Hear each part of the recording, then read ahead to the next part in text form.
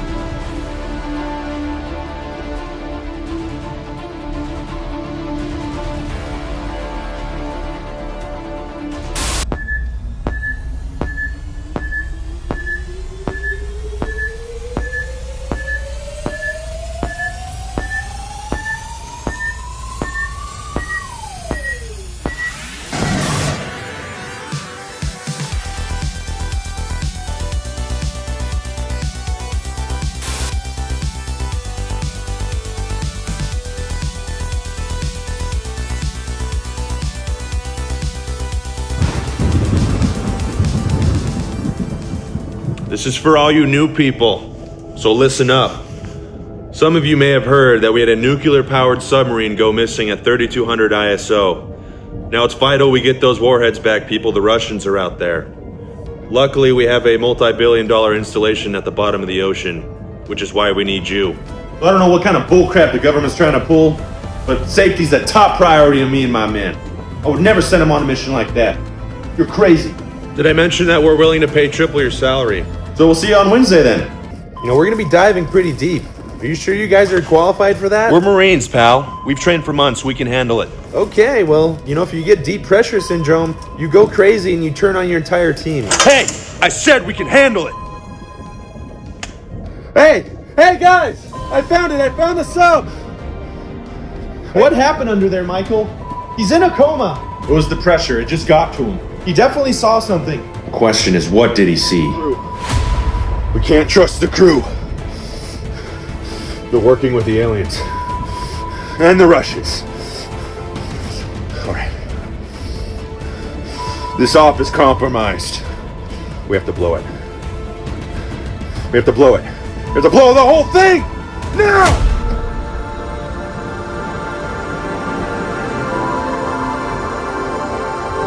He's trying to communicate. Hey! It's me! He's suffering from pressure syndrome. Look at him. Are you sure? Because he told me he could handle it. Let's go to the battle subs now. Clear! Come on, baby. Come on, baby. Hey, Michael. Just stop. She's gone, man. No! She has a strong arm! She wants to live! Fight! Fight! Fight! Fight! Come on, you bitch! You never given up on anything in your goddamn life! You bitch! You... Come on! You whore! Wake up, you stupid bitch! You whore! No, Michael, you can't! You can't go. It's a one-way ticket. No, I gotta go down there to prove my love to you. I mean, to save the aliens and us. And I'm the only one qualified to do it. You know it. It has to be me. Now, you may be a bitch, but you're my wife, and I love you. I'm in the dark with you. I like that you call me a bitch. I'm your bitch wife.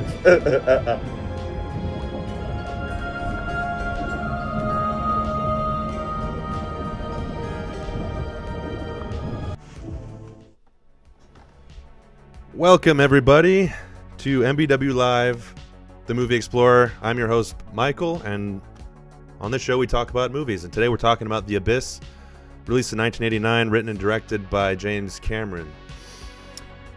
So this is one of his lesser seen and known films. Definitely is one of his most, if not the most, underrated.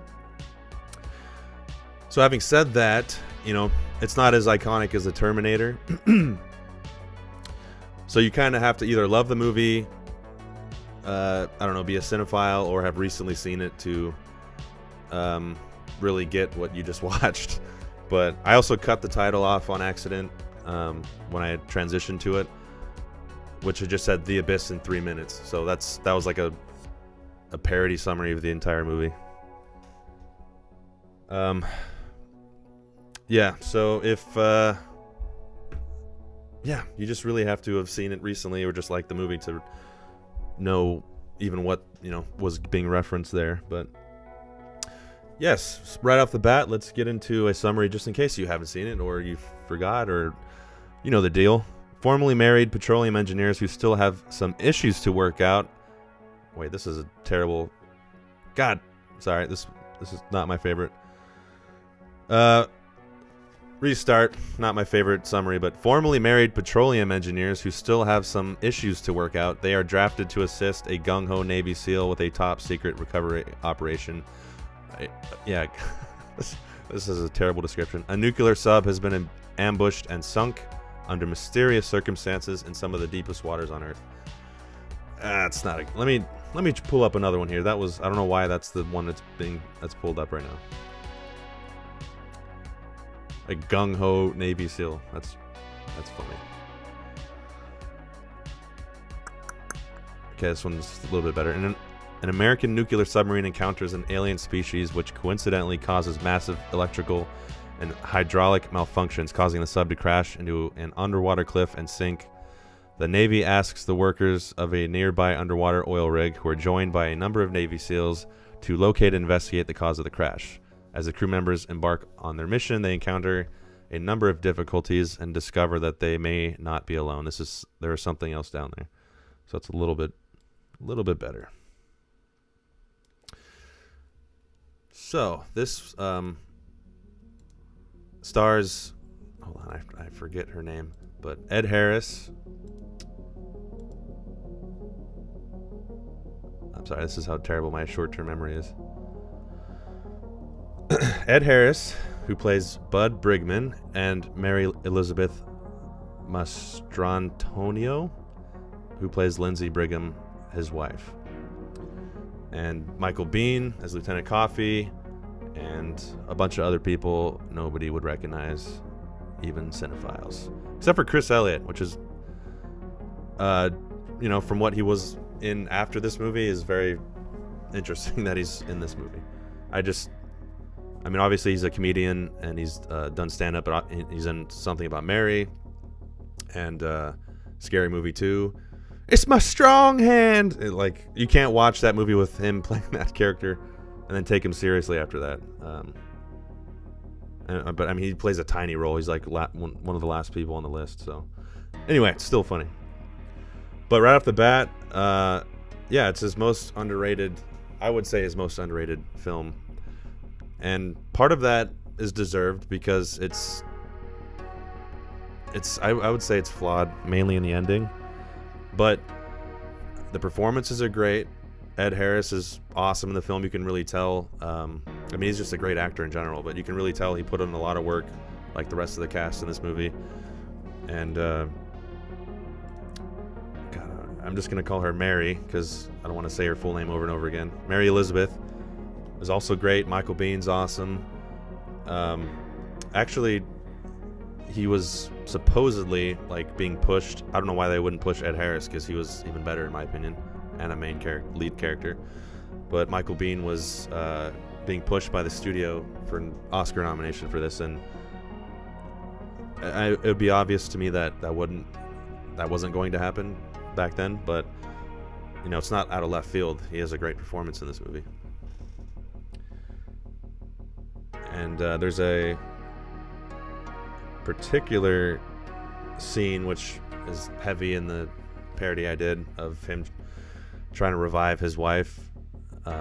That's one of the best scenes of the movie, I think. And the fact that so much time was taken in that scene, because it's definitely long. It's a couple minutes long of him trying to revive her. Most movies would never do that. It's always unrealistic. They get revived quick, they die quick. But they took extra time in this movie, and it's a really powerful scene. He's that scene alone, he should have been nominated because he's just really great in that scene. All the actors in that scene were, but especially him. He had to go to a really, mean, bad place, I guess, if you want to call it. And not a shred of insincereness in that moment. And it's, I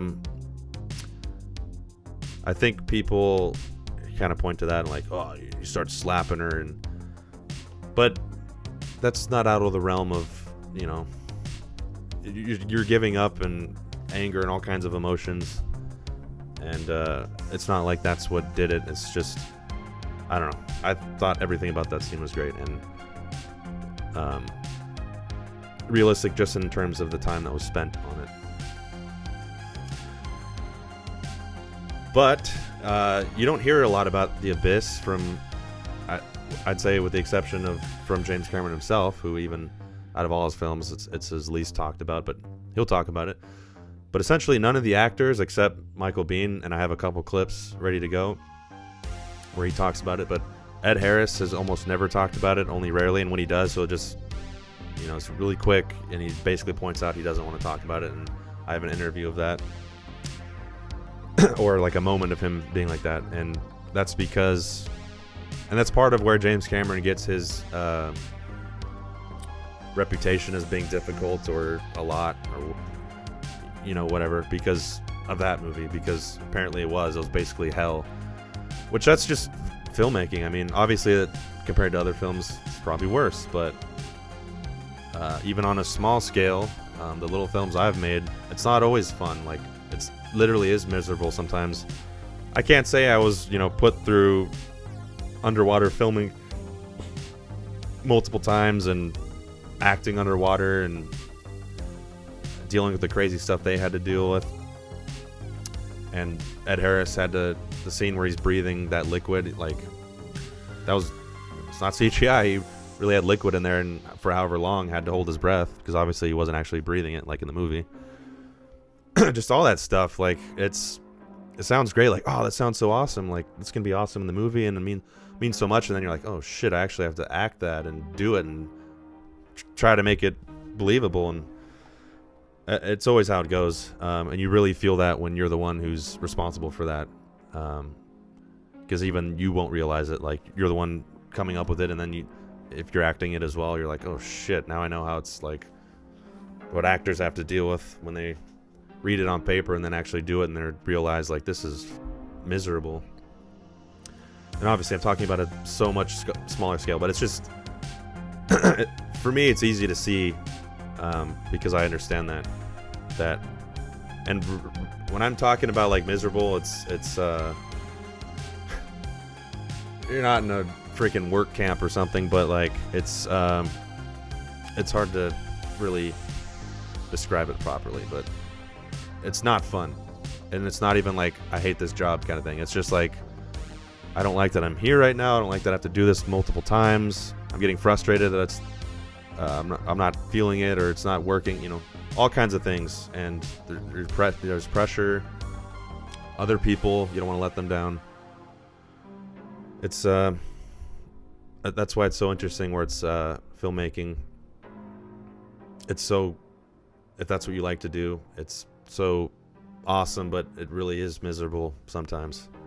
But that doesn't change, you know, as soon as you're done with that project, okay, what's next? And I know Ed Harris was like that too. And when you read about and see the little interviews there are of him, you know, that's a tell example of someone who had a miserable experience but was proud of the work and just jumped right back into work after that movie. So let's yeah, and there's a little snippet of Ed Harris mentioning how he was disappointed with the ending. I'll just say my own kind of piece on that. I like the movie overall. It's actually not my least favorite Cameron film. That's going to be True Lies, which I'm talking about in 2 weeks or so after Terminator 2. And that's just because it's not a bad film. It has its moments. It's just, to me, it's not Cameron's bread and butter. It's not my bread and butter. I mean, I love action films and comedies, but you know, that's not what I want to see from James Cameron, and I just don't think it's his greatest work. The Abyss, I would rather I just like it more, but it has flaws for sure. But just the sheer scope of the filming of that, if you watch the movie and just imagine what it must have been like to shoot that in 1988, that just seems so exhausting to do that. And honestly, the way he wanted to do it, like, I want to actually shoot the actors underwater. They're actually going to be wearing these suits. There's going to be a part where they're breathing this experimental liquid, which is a real thing, but I don't think it ever actually made it to human trials. That's just what he does. He pushes the boundaries in that way, and there would be a lot of filmmakers who would just look at that, like if that script was sent to him, and let's say there was a producer who was like, I want to shoot the actors underwater. That's the requirement. A lot of people would just be like, nah, I'm not doing that. That sounds like a terrible shooting experience. But I'm sure most of those actors, even if because of that experience and maybe not being satisfied completely with the outcome, I'm sure they're still proud of the work they put into it. I would be. And even Cameron has mentioned that movie wouldn't have been made like any differently, with the exception of maybe just having better CGI and maybe a few moments that are easier because of technology, but it wouldn't have been much different shooting it now. It's just even harder, if you can imagine, in 1988. You don't have the internet. I mean, that's one of the many things, but it's just a completely different time. And you just have less knowledge in general. You know, during that time, I would have thought, like, there's a scene where I'm supposed to be breathing liquid, and this is like weird experimental stuff, and we're an underwater oil crew, which I don't think was ever a thing. This sounds fucking crazy. It's in the 80s.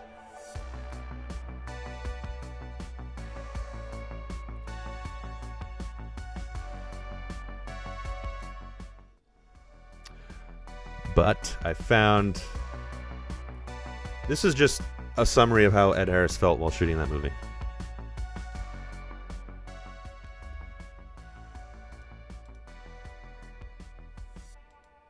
And I will immediately... Sitting next to me, actor and director, Mr. Ed Harris. Wait a second. Let me not do this again. I don't think you guys can hear it too well.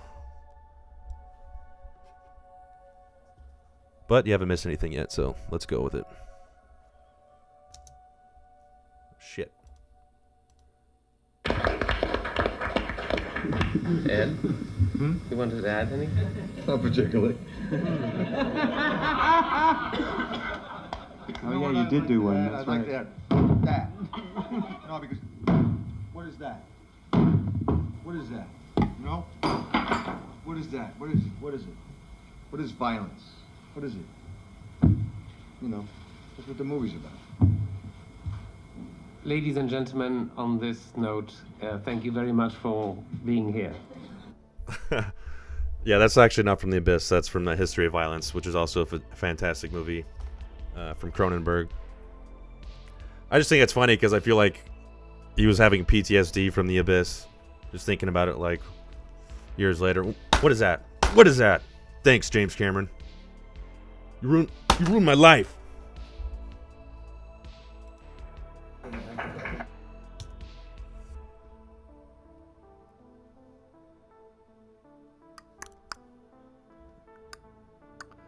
Don't know why I'm clicking for you. Okay, this is an actual thing of him about The Abyss. So you can tell he's proud of the work, but he was just like frustrated with it. I remember when that came out, Premiere Magazine did a rather lengthy article about the film, and it made it almost like, you know, a descension into hell for actors.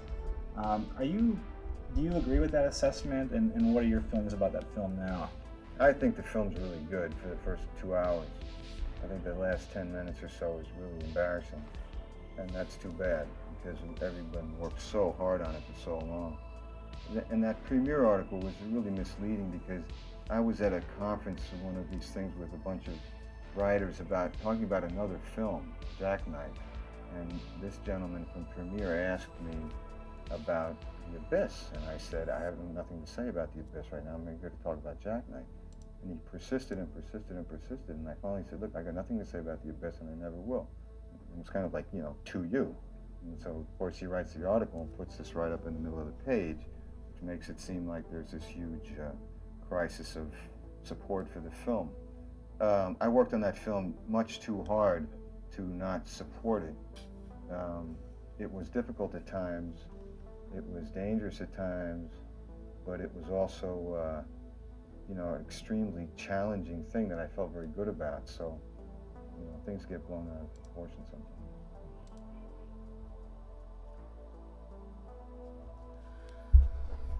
So,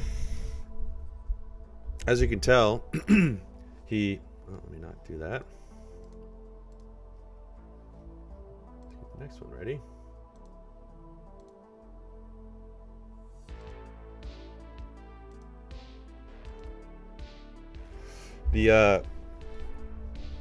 Yeah, he was frustrated by it. And I would say I don't fully agree with. Again,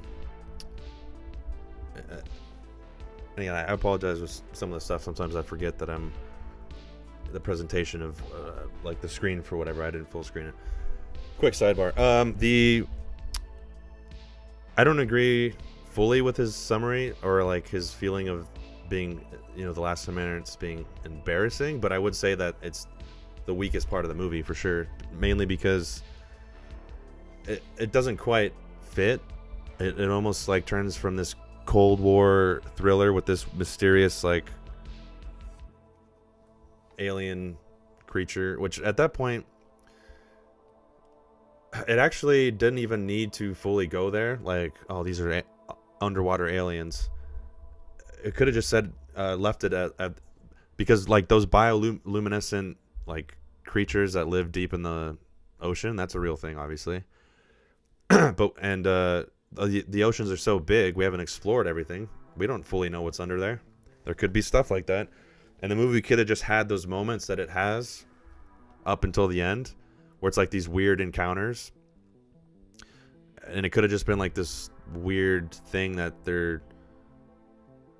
I actually think that would have been cool. Something that's not... It doesn't ever fully go there, but it's just like these weird occurrences are happening. Just as like a testament to us not knowing everything and being underwater, because the movie is mainly like a Cold War thriller with like nuclear subs and the Russians, and even though the Russians are never really featured, they're just talked about because it was during the Cold War time. And then towards the end, I mean, it does have the water tentacle scene, which is clearly not real and whimsical, and like, okay, there's definitely something that's not realistic human in this. There's like a, if it's not supernatural, it's some kind of alien thing. But it honestly didn't even need that ending where the alien comes and basically saves him when he was sacrificing himself to disarm the bomb at the bottom of the ocean. And it literally like takes him off, takes him to their city or whatever that is, their ship, and saves him. And then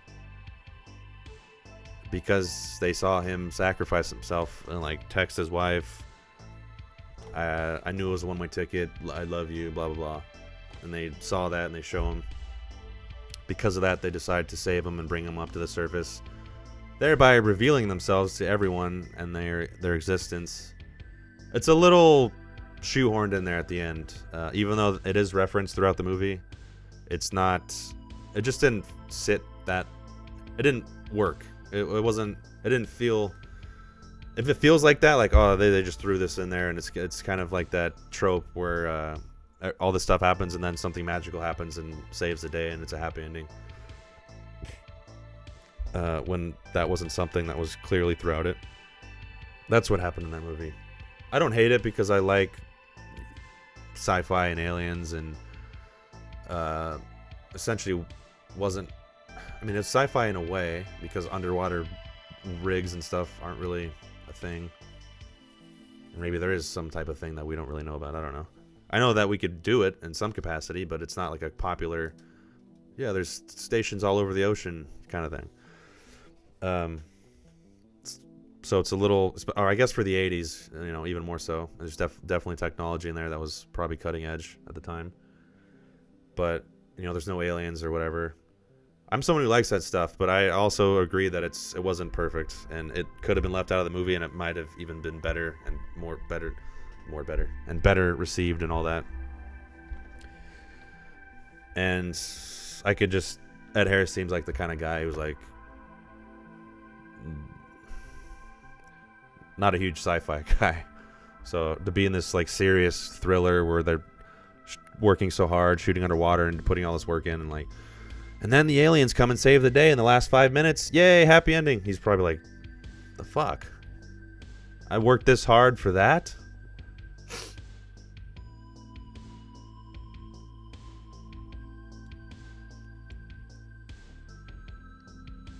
And that sucks. I'm sure that that's not great for anybody to hear, for someone that worked on your film to feel embarrassed by it, or at least the ending. Which, I don't know how you really save that. I don't know. If they were mentioned more. I know something that would have helped make it not feel so thrown in there is there was a scene that was cut that's in the special edition where the aliens are like sending these like huge gigantic seismic waves that are going to wipe out everyone. Or they're showing a vision of that or something. And then they don't do it because of what Ed Harris did and his sacrifice and all that, and they're showing him that, and I guess it's implied that they were doing that because of this nuclear thing that they're encountering that we have these nukes and that we're a threat. Just like Skynet, honestly, we create this AI and they think we're a threat, so they destroy us. The same kind of thing now that I think about it. And that at least just puts more into that to not feel so, because it does feel a lot more like it was just done to create a happy ending and to save him and bring him back, and yeah, he's back with his wife, happy ending. Whereas with the wave, and they do show him like nuclear fallout and explosions and stuff, really exposition dumping, like nukes are bad, you guys are, which we're kind of at this point again in real life, you guys are going to destroy yourself and the planet, and we're not going to allow that, so we're going to wipe all you guys out. But actually, even though that's still on the table, the fact that you love your wife and you sacrifice yourself, we changed our minds. We're going to save all you guys. I don't know, it's just an imperfect plot, I guess, and I still like the movie though. Like that's the last part of the movie. You can still enjoy it even if you don't like that. And I don't know. I don't think because of the ending is not great or not as good as it could have been to just throw the movie away or be embarrassed by it.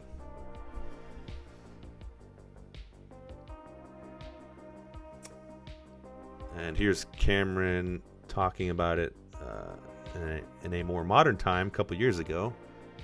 I have to be careful with music in some of these, so I might have to pause it or skip.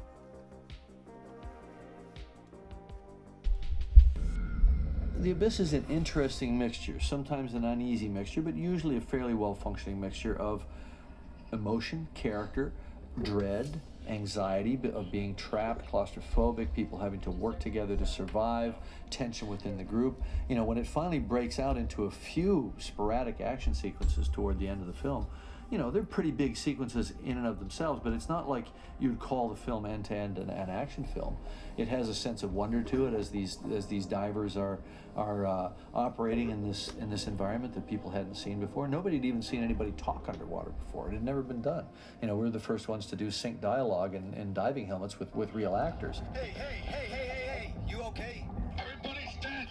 They're all dead. Okay, I'm taking you back out. Let's go. So there were a lot of firsts in the picture that made it worth doing and made it exciting visually to an audience. But we have to remember that The Abyss was far from my most successful film. It barely broke even. It became more of a success, more of a kind of a cult success after the fact, when people realized that there was this sort of beating heart of a story there between these two characters. It's a great love story. And it's a great love story between two people that were married and separated, divorced. So, it's a different kind of love story. At the time, I was kind of bored with the boy meets girl love story. I just thought that had been done to death. You know, I eventually made one called Titanic, but you know, most of my love stories didn't really work that way.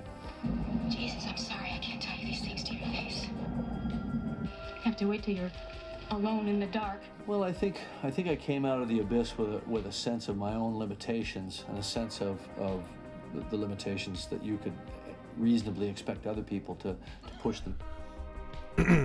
And to kind of cut in there, funny enough, for Cameron being known for sci-fi films and kind of groundbreaking technology, or trying to incorporate that, especially advancing filmmaking technology, he also makes a lot of love stories, like romance, and Titanic obviously is the most famous and obvious one, but most of his movies have that, essentially all of them in different forms. The Terminator was a love story. Kyle Reese traveled across time for Sarah Connor. The Abyss, there's like a marriage story where they have a rocky relationship, but they come in and out, and at the end he sacrifices himself and all of that. And that little segment you saw with him throwing the ring, I thought that was a nice little story touch that comes back as like a payoff. They get in a fight. First of all, it is kind of funny how they talk, and the film kind of points to that. Like, it's not unaware of that. There's a moment where he's talking about her like, God, she's such a cold, heartless bitch, and then the guy sitting next to him's like, well, you married her, or something like that. And at that point, the audience doesn't know that that's his wife. So it pokes fun at that, but that's a recurring thing. That's where the parody thing, he's like calling her a bitch and stuff, because he does. And I don't know. It's so it does poke fun on it. It's not like 100% serious or poke fun at it, but that's an element to the story. But he throws the ring into the toilet after they have like this moment. The door closes, the camera's still there, the shot is still there. Door opens, he goes back and pulls the ring out of the one of those blue nasty urinal liquid things, and his hand's all blue, and he puts the ring back on. And then later on in the movie, when the rig is like flooding, he like goes to grab the door to keep it from closing, and it gets stuck on his ring, which I would think like a pressure door underwater would be strong enough to just keep going and crush him. But it is like, I guess depending on what the ring's made out of, but maybe through what he does, it's some crazy metal, I don't know, that's strong enough. But it's a nice moment, nice callback to layer that in there and feature that. And like, it works in the story. It's like a recurring thing that pays off, and I don't know, I like that stuff. So there's a lot of that in this movie. And T2, the love story, is mainly, you could say there's two different ones, but it's mainly with the Terminator being a father figure to John Connor. Avatar, obviously, Jake Sully and Neytiri, and then in Way Water, it's the family. True Romance, True Lies has a more comedic approach with Jamie Lee Curtis and Arnold Schwarzenegger. But every one of his films has romance in some capacity, and Titanic is the most obvious and in-your-face one. But for someone who's known for, like I said, sci-fi technology and all this, he also is like a big romance guy. And he's been married like 3 or 4 times, so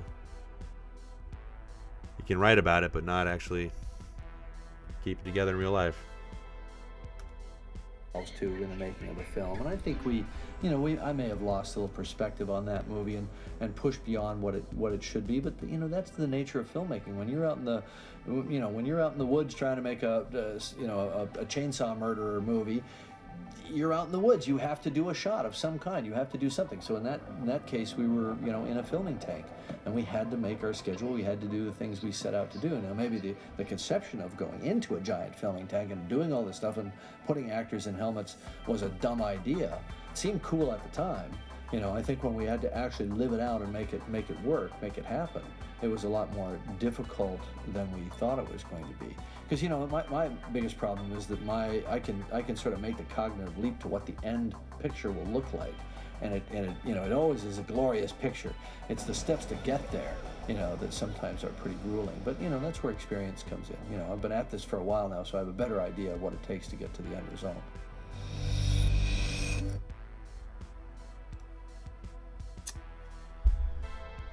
So, yeah, some retrospect. God, sometimes my brain. Some, what is that word? Retrospect? Retrospective? In retrospect? Some, that's not the word I'm thinking of. Where you're thinking back on something. I don't know. It'll come to me later.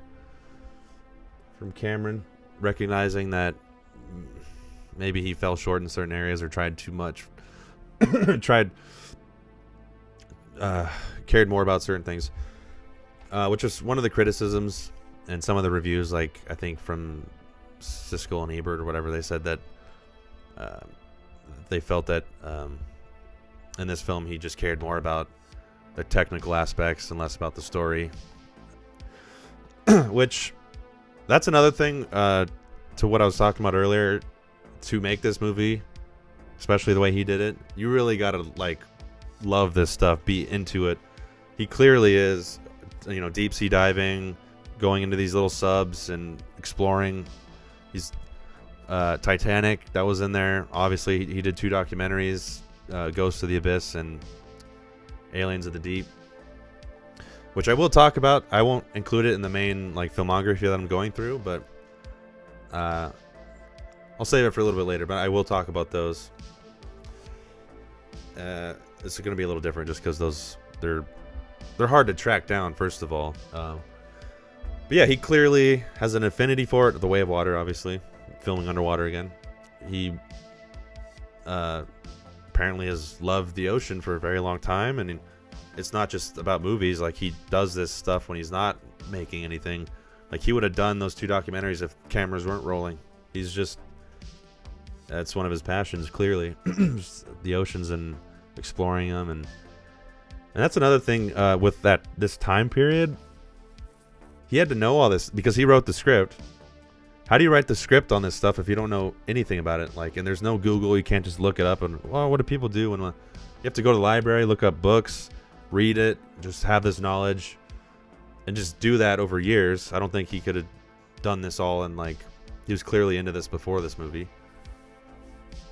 So you have to give him props for that. I don't know how you could have watched this movie back then and just been yeah, whatever. I would have been how do they do this? How do you film a movie underwater like that? And at the time, it hadn't been done, at least with actors actually being underwater.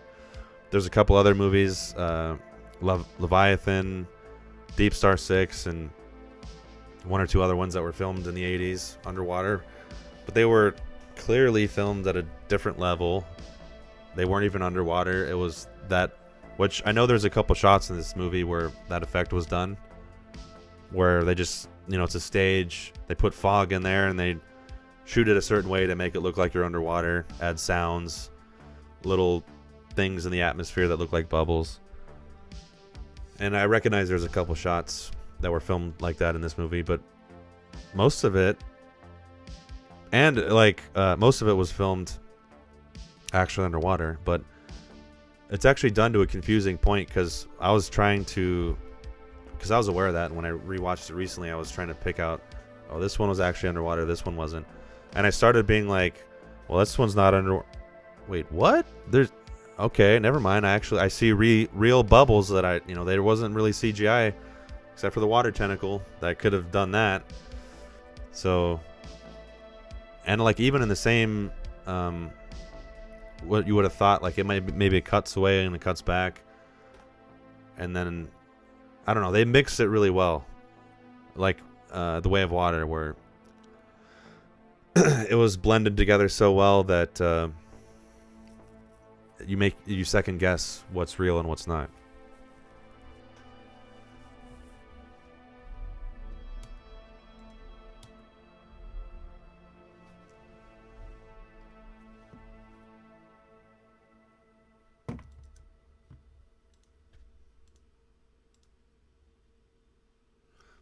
This is a story from Michael Bean. This is on Inside of You with Michael Rosenbaum. I've heard Ed tell it. Well, when I say I don't know, Ed, you can go online and listen to Ed talk about exactly what happened to him. And I think more than anything else, there was a mix-up underwater, and a safety diver got to him and didn't put the octopus right into his mouth, and he sucked up some. And it happened to Jim Cameron too. There was a time when we were shooting with a 30-foot tank, and we're at the bottom, and we're not in scuba gear. We got these masks on, we got weights on our feet, and it's kind of like, you're walking along. It's kind of like being on the moon. You kind of bounce around, and it was fun. I really enjoyed that movie. I had a great time. The only thing that I didn't like about it was I wasn't always on the set, right? Because I was playing the bad guy, so it was a lot of the others. But what about the boots? Stay with the boots. So anyway, we're working. And, they have lights underwater, however they figure that out. We're working, and we've been doing it for weeks and weeks and weeks, and working underwater and doing different stuff. And it's a huge tank, millions and millions and millions of gallons of water. And they put these beads on the top because the light was coming through, and Jim wanted to be able to light it properly. So they put all these little tiny beads, and it was all black on top, so no light would come in. And we're down there. And we had an underwater oxygen tank that you just plug into, and you fill up your oxygen, and then you're off, and you're wandering around, and until your shot's ready, you're bouncing around. I used to, I told you I was a wake and bake guy for 40 years or whatever, and I had a blast. I had a great time, especially doing the underwater stuff. But nothing happened. So what happened was, like, all of a sudden, everything went black, like. They lost all power. And there were 3 or 4 actors under there, the entire crew, but they all have scuba gear on. They could just, can't. No, and it went from like me talking to you like closing your eyes. I mean, that's scary. It was weird. I mean, I have oxygen, but your first thought is, well, how much oxygen did I have? And then as time goes by, it's like, it's dark. I don't know where we are. I don't know how much oxygen I have. What the F is going on? So did you hear anything? No, of course not. Underwater? No. I thought maybe they had like little. No, right. They did. Well, Jim could talk to us, but no, nobody was communicating. How long were you there? We were there for probably about 2 minutes.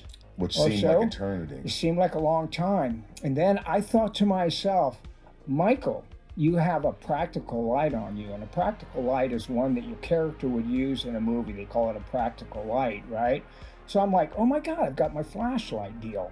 So I pull that out, I turn that on, and people started just coming towards me, because I was the only light underneath there after 2 minutes of people going, what the fuck? The safety divers. So who came to you? All the actors? Everybody who was down there came, and because they didn't have one? Nobody had one except for my practical light. And then Jim kind of rounded us all out, and with hand signals and stuff said, like, follow me. We're going to go out this way. And so, like Jim Cameron to the rescue, as always. He was the man. I mean, if you're ever in a foxhole, you want to be in a foxhole with that guy. And, nobody was expecting it, and it was scary. As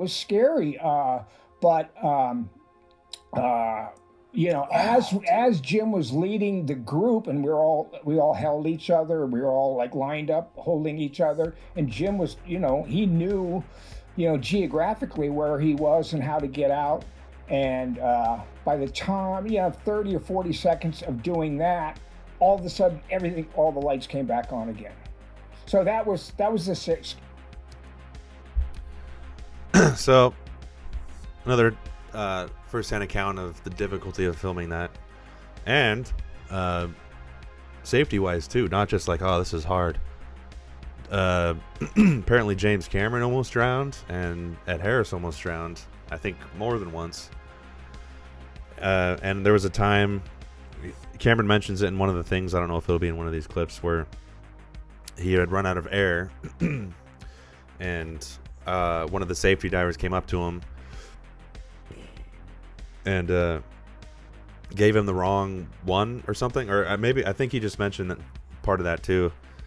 And like either the tank was dead or it was just water, and he was like at that point like he was needing air, like I need air now, I'm been out of it and I'm gonna drown or whatever. So he took it thinking like, oh, good air, but it was like either dead or with water, and like and I think something to do with water, because I thought he had inhaled a bunch of water. And I think the story is in here somewhere, but he basically knew what to do. Or no, the diver kept trying to give that to him, like, this is the one. We're like, what are you doing? You're freaking out. And he was like, I think he had to like punch him or something to get the right one, because he knew like, this is the wrong one. You're gonna get me killed. And the diver was like trying to, because he thought he was freaking out, panicking. But if he would have like, if you would have stopped him from doing that, he could have actually drowned. So interesting, because there's also stuff like that just you couldn't do like on a big studio thing, just because it's a liability in modern times. And it's just like, I feel like it's more, as time goes on, like stuff just gets easier and easier, and people become less resilient and less willing to accept it. So like they'll just you could get away with more in the 80s and so on, in terms of what people are willing to do. Like you try to do that now, they're just like, what do you mean let's just do CGI, a green screen, put a thing on me and CGI my face, make it look like I'm underwater. It'd be hard just to get most people to do that nowadays.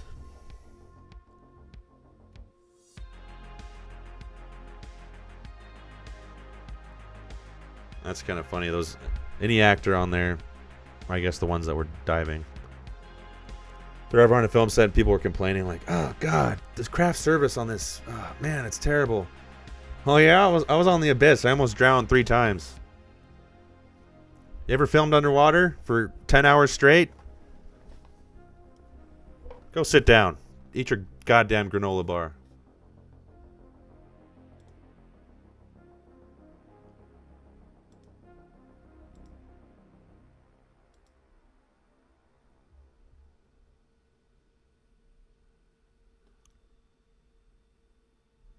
I don't know if this is the same Ed Harris clip.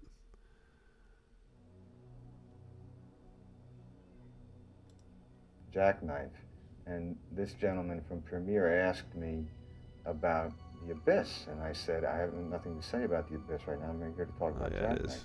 And he persisted. That's disappointing. He's the one person I actually want to hear more about, because he was the lead. He had multiple stories, and he just hasn't talked about it. He's literally scarred from that movie and doesn't have anything to say on it. Part of that is probably not just because of that, but how he feels about the movie and being disappointed that he put all this work into it and he wasn't happy with it. Surrounding region. Hot tubs are used to keep the divers from Some freezing. behind the scenes. Soon, it's too cold to hold pre-dive briefings anywhere else. You're right. Come down from the platform, on gear, come over. That way you can see the run, we can rehearse the shot on scuba. Then you go up in there, we'll have a hookah waiting for you. We'll put Harry up in there on safety, up in the cylinder. How's that sound? The shot was about a continuous swim underwater with no air, and it was kind of cold, so it's a little harder to relax. And Leo This is really the only stuff you can find of him talking about is on the behind the scenes that they do, during actually shooting it. So I dropped down and said, hey, cut, let's just calm down a little bit. So we dropped down and we start swimming, and we get to the end, and you're out of breath, you give a signal. And you're waiting for your diver to come with your air, but he can't be in the shot, so he's got to be a certain distance out of the shot. And so he's not going to be there the second you go like this, but it seemed like an eternity. But, they swam down and gave us air. It certainly expanded our ideas of what we could do, some of us. The film is very much about that kind of human bonding and human interrelationships under pressure. To take a group of people who are basically... Oh yeah, I had a tough day directing today. Here's a clip of James Cameron directing underwater, talking to the camera right now. That's the kind of stuff I'm talking about. Like, holy shit, trying to make this movie. I was in the little parody thing I did. I tried to shoot a scene of me in the pool, and I did. I shot it. Something completely stupid happened afterwards. I put the card in the wrong way in the reader, and for the first time ever, this has never happened to me, it was the wrong way, and it was late at night. I was tired. And that's happened before where I've done that, but this time it literally got stuck. I couldn't pull it out. I had to get pliers. I didn't think to get like wide ones. I got needle nose pliers, and it literally ripped a chunk off the middle of the SD card, and that card is gone. It's dead. So I had shot something in the water for nothing because I couldn't even use it. But again, retarded, small scale I'm talking about. But I was trying to film something underwater, and I couldn't even hold my breath for like 15 seconds and like do what I was trying to do underwater. I mean, obviously, like they're breathing air in most of it, but there's, I think one scene where he was swimming, but still, like, I've scuba dived before. Like, I couldn't imagine actually trying to act, and especially if you're the lead, where you have a lot of it, and depending on what you're doing. But it's just crazy. Dealing with water, and I mean, it's easy for something bad. Even if you don't decompress properly, there's so many things that can go wrong.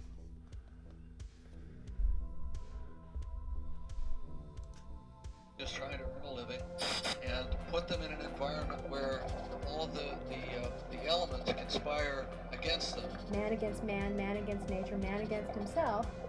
The three different types of dramatic conflict that any good narrative storytelling has. Unfortunately, in addition to seeing it in the film, we were seeing it on the set and in the dressing rooms because people never were able to escape the abyss. Stay on the sub, please. Chris, you're supposed to stay on the sub. You're supposed to stay on the sub. How much are you guys? Jim is Jim, and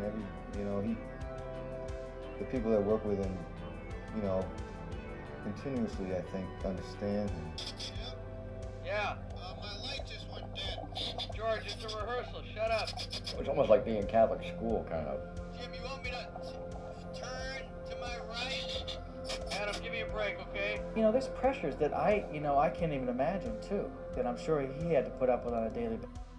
Oh, something I mentioned that I briefly mentioned earlier. He's had a history of inventing a technology for filmmaking that wasn't in place before he did it, hence inventing it. For this movie, it was the ability to talk to people underwater like that with that mask. I feel like it probably was done outside of the film industry, but for filmmaking, that didn't exist. Whatever process they used to do that didn't exist before this movie. And with Avatar, he invented motion capture, and there's elements, he didn't just invent it from scratch. There's a bunch of elements to that, but the way that they made Avatar, which they used in future movies, he invented that ability, which I think was like some kind of pre-render thing where he could visually see it and then move the camera in virtual space, and the extent that he had gone in that film didn't exist before that film. And then even in Terminator 2, there was an early form of it with the water tentacle in this movie, but Terminator 2 really pushed CGI forward, and every movie he does, there's an element of that. I don't have a studio sitting over my head. I don't have, the budget going up. Somebody's sitting right on one of the berms. Get off the back of the submarine. This is a shot. Right. Jim was in the water 12 hours a day, every day. We were in the water 10 hours a day, max, maybe 2 or 3 times a week. So you got to respect that. So when you got that kind of leadership, you either come up to it or you get the hell out of there. One or the other, and not one of us was willing to back down. We had a kind of a bond during the production that consisted of me. I think something in his defense, which a lot of it stems from this movie of being difficult and stuff. part of that is like, this is what we're setting out to shoot. This is what it is. This is what I want. And I guess if you're not someone established, people could question that, be like, this guy's just seems like he's being a dick, and I don't even know, like, is this going to be... He had made 2 great films before this, so it wasn't like that. But he... someone like him, like, being that way, it just is what it is. He knows what he's doing. You just have to trust it. But... which is tricky, because people can be like that and, you know, not have a grasp on it, and like they make shit and they're just being a dick to be a dick. So it's a fine line. It's hard to know if it's legit or not, but for anyone to hold a grudge, basically, not that I think they even do, but I don't know. He still has that like stigma, like, oh yeah, James Cameron's difficult to work with. But it's like, at the end of the day, yeah, it's make believe. This is fun, but it's like, this is work. This is what is required. Let's go. That ain't it. This is what it needs to be. Let's go right now.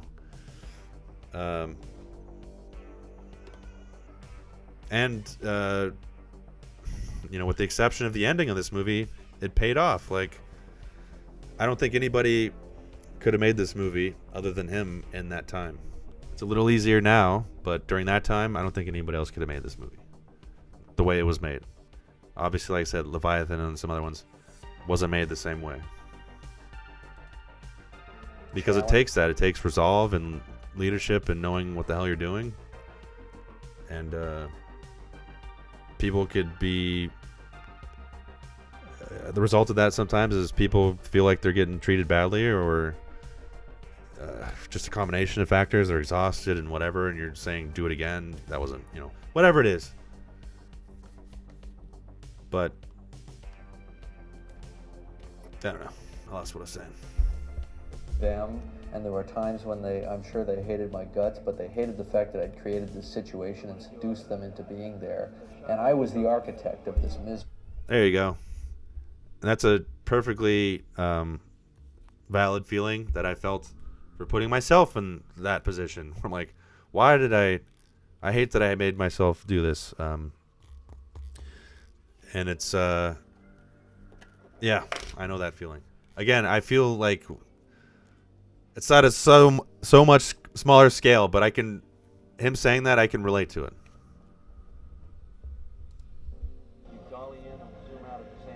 My relationship with Jim, I think, is a good one.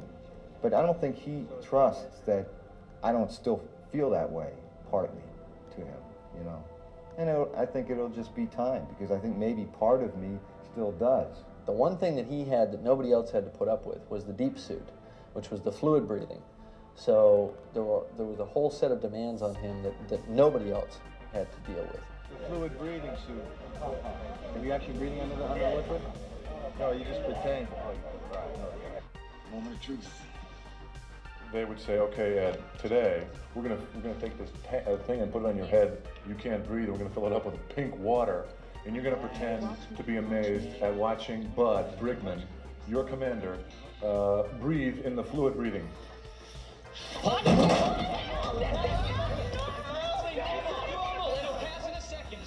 I mean, what's the challenge?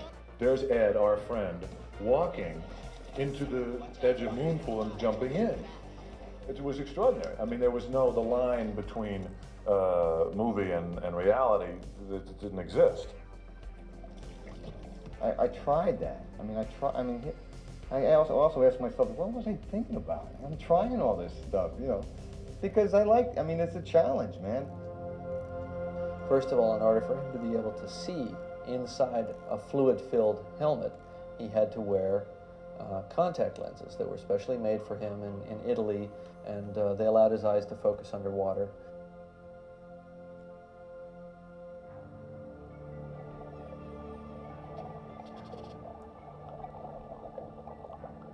I was constantly exposed to the water, and there was a high amount of chlorine or bromine, whatever they were using.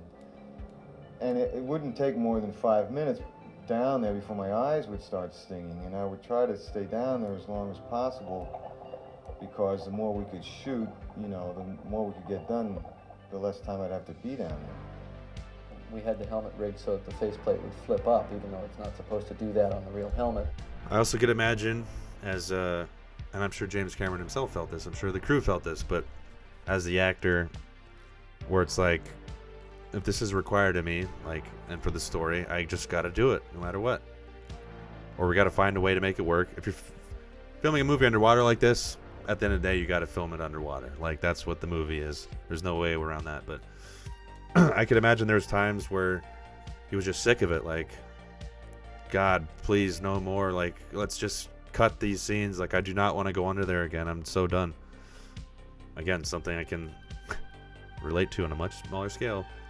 And there's an infamous story with Tom Cruise on Eyes Wide Shut, Stanley Kubrick's last movie, where he was like that, complaining to, I forget who it was, but basically crying on the phone like, get me out of this movie, I can't do it anymore. Like, because, you know, Kubrick was famous for doing like 70 takes for one shot, you know, and that's one shot in a whole movie. So obviously he would do that for multiple shots.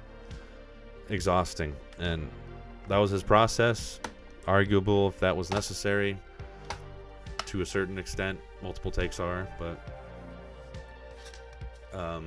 it definitely will change things. You make someone do something fucking 70 times over and over again, the same exact thing. Even if they become in like this subconscious like trance, they're still acting, but you know, in their brain they're like, oh my god, this is take 50, I'm sick of it, and I'm just... It'll subtly change the performance, even if it's subconscious. Even if they're trying to do something, you know. So maybe that's what Kubrick was trying to do. Or he was literally just obsessed with, you know, minute details that weren't getting hit. Which, the funny thing about that is you watch a movie and sometimes you can tell, like, okay, I can tell this is, like, precisely crafted. Many shots, you would never notice that it was shot 70 times to get exactly how you see it. You could shoot it one time and nobody would know the difference.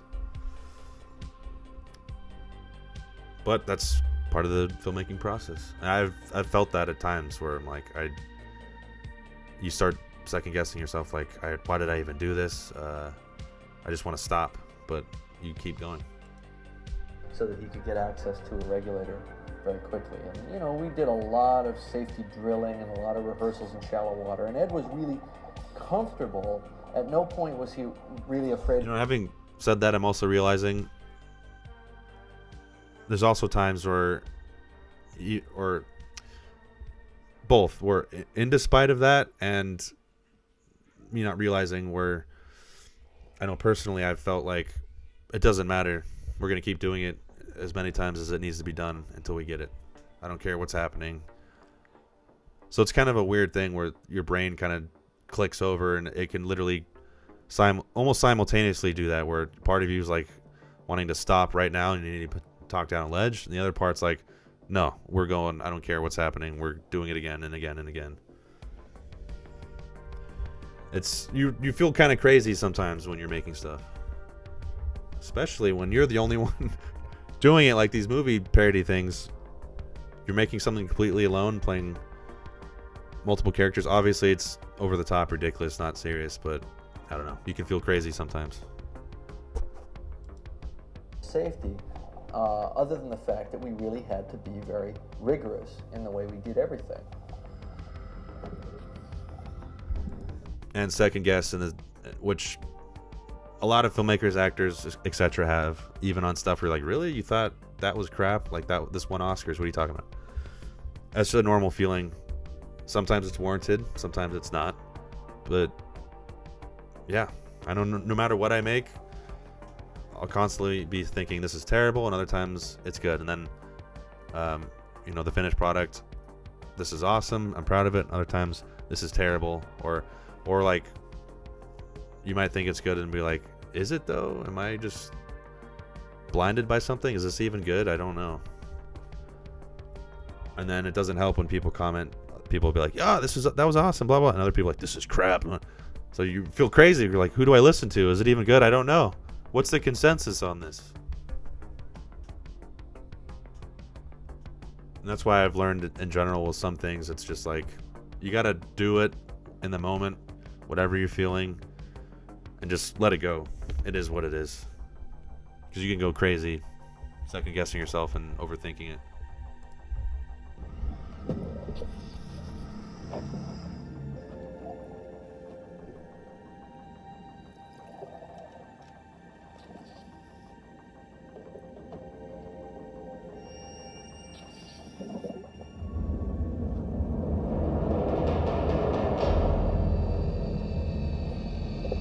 We have a character who's supposed to be free-falling through the water down the wall of an abyssal trench or an abyssal trough.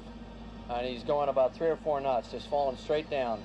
Now, in practical diving terms, you can't equalize rapidly enough to fall that fast without having your hand on your nose and making a lot of funny faces. So, since we don't want our close-ups to look that way with our leading man, what we're going to try to do is simulate falling by towing sideways and turning the camera on its side. So we're towing sideways across a rock wall for a medium close-up of Ed Harris descending into the abyss.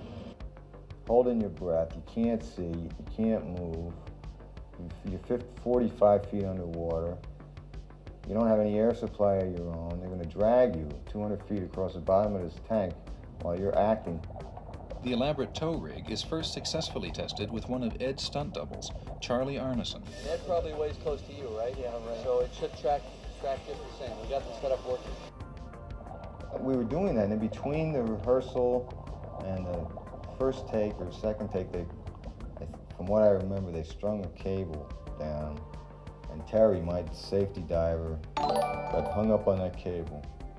And about 40 feet into this thing across the thing, I realized this isn't happening, man, because I can't hold my breath any longer. I'm so excited anyway. There's water rushing up in my nostrils. I did this sign, out of air, unhook myself, get over to the wall. I got no air. I'm waiting for air, and this guy's hung up somewhere. I got nobody to give me air. And I was hanging there, out of breath, no air, and I'm going, oh, this is great.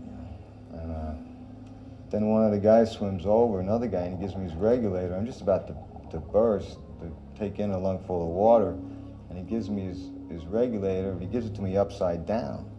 So I get like half air and half water. Went like that. I got a lot of water in my lungs, you know. I said, well, this is something wrong here, you know. And then I kind of thought, maybe I didn't purge the regulator, blew out what air I'd gotten in, took another big breath, got water back in my lungs. And for a split second, I really thought I was a goner, and then Al came swimming over, the cameraman, ripped the fucking thing out of whoever the guy was and put his regulator in the right way. Took a big breath, and I went, man, okay, let's go up for a second. But I remember driving home that night, and I just broke down, man. I was just weeping, because there was a part of me that was really disappointed in myself for not being able to do this thing. And there was also a part of me that's like, I just didn't know what to do. I was just, I didn't know what I was supposed to do. I was in the middle of something that and I really thought I was gonna die for a second. And it also pissed me off that I was afraid of that I got scared of that for a second. It was an all total mixture of so many things, you know. And though it never got that dangerous again, I always had to be in that suit until the last day of shooting. I would, not every day, but I always knew I was gonna have to go back down in this fucking fluid breathing suit. Yeah, I'm okay. So tell me when you're getting uncomfortable. Okay, all right. Get the shot over. Ed is probably the ultimate trooper in the world, and if he wasn't before the abyss, he certainly is afterwards. It was a big challenge, and Ed just did it day after day. He just stepped up to the plate and did it. It was really something to watch. So with that, you can see why he feels so strongly about it, because he clearly went through a lot in that movie, and he was putting in the work, and not being satisfied by the outcome entirely. I'm sure it was very disappointing, and it was almost a traumatic experience again that I'm sure, and he's even mentioned that he's proud of it, but it's just one of those things.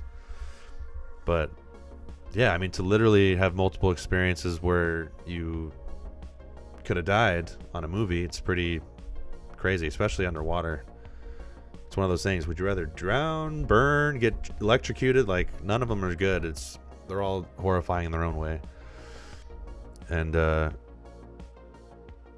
yeah, happened to multiple people. And the thing with the breathing suit, he had to be underwater with, you know, a pink liquid in his thing and pretend like he was breathing it. And I'm sure after the first couple times, he was like, you can tell there, he was at a point where he's like, God, I know tomorrow I'm gonna have to go in that goddamn suit again. Like, but he did it. That's the thing. That was the work. He got the job done. And again, I don't know how you could see this movie in the 80s and not recognize, like, holy shit, I can't believe they filmed a movie like this. It's so overall, I'd say from a technical standpoint, especially during that time, an amazing movie, and it still holds up because there's limited CGI and optical effects. And that's honestly not the heart of the movie, like the alien aspect. It's the relationships, the Cold War thriller, and that, which is why, again, the alien part at the end kind of doesn't totally fit. But yeah, again, if you watch the movie and you kind of recognize, which I don't even think you need to recognize, but knowing like how tough it was for the people that made it, and then you kind of, while still paying attention to the story, kind of think like, okay, during this scene they had to go through this, and I know this was shot underwater. It's just a lot, and it's a technical achievement that kind of fell short in the ending. So it's too bad that it's underrated, although I can again understand it compared to his other films, because in some ways it probably was one of the hardest films he's ever shot, making it wise, at least for the time. And yeah, to put all that work in, it can be disappointing when it's not a success. And he clearly loved the technology and the theme and the shooting it underwater and all of that, and he still does to this day. So it's I don't know. I feel like it was underappreciated. It was nominated for some awards, and I think it did it win one? It won. It got shafted in the acting department, but it won best effects, visual effects, which is fitting. I feel like there should have been a movie like that deserves, like, you guys worked your ass off award, like, compared to other films. Like, they're all hard, but that one, obviously, it was at another level. Like, just show the fucking video of the director underwater talking with the technology that they invented for the film. Any other directors, like, at the time? No, of course not. It didn't exist. But even now, like, I don't know. Again, James Cameron, man. He deserves his own award. That's not just like Hall of Fame icon award or whatever. He deserves his own goddamn award for something at some point in his career. Like, thank you for what you've done for the industry and filmmaking.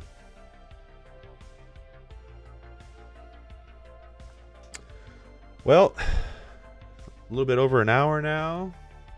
Like I said, I don't like to keep them too long after that. Had a couple more lined up, but I explored with you guys the main things. There's a couple more good interviews out there if you want to find them. The behind the scenes, this was just like a small part of it. Awesome behind the scenes. This is exactly the kind of movie you'd want to explore that.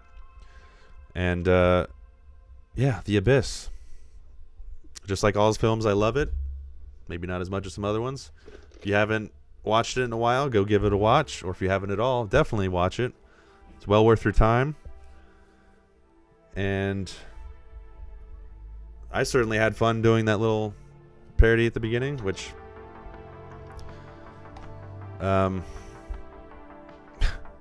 I don't know. I could make my own video on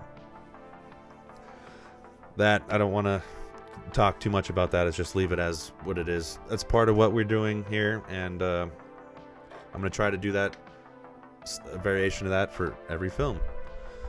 But yeah, trying to do that weekly in different ways with I don't know if I honestly can say I can do that for every film. I'm going to try my hardest, at least for the James Cameron saga, to do that. But to do this, you know, every week, I don't know. I might have to take a break if I really want to do that, because it's a lot, especially with the other stuff I'm trying to do. Although it's fun. I love doing it. And yeah.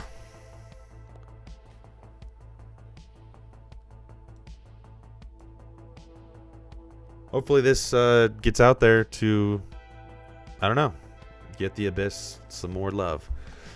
But anyway, guys, next week, or not even next week, I keep getting that messed up because of this whole schedule got messed up. Wednesday, Terminator 2 Judgment Day. We're exploring that film.